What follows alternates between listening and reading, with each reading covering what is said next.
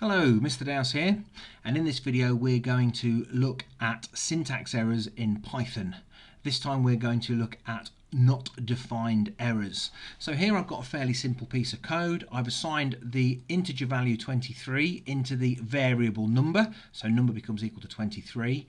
Guess, which is another variable, is equal to the input. Please enter a number between 1 and 100, so hopefully the user will enter a value between 1 and 100 and we'll store that in guess, and then I'm going to print on screen what that guess was.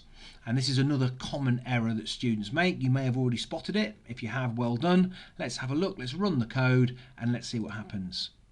Now it seems to be working. That's great. And this is why you've got to thoroughly test your programs, because it's interpreted.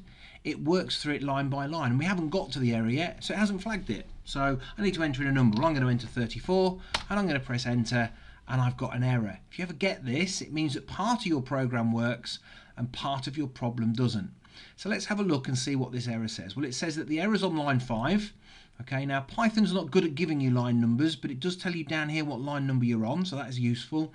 And it says that the error on line 5 is that the name guess is not defined. So we've got to read these error messages because they help us fix our code. So what does that mean? It means that guess is not defined. Well, let's find line 5. That's line 5, and guess is not defined. That means it has no idea what guess is, and nothing is stored in guess. There is no guess. It's never been created. So let's have a look where we set up our guess. Well, we set it up here. What's the difference? Are these two variables the same? No, they're not.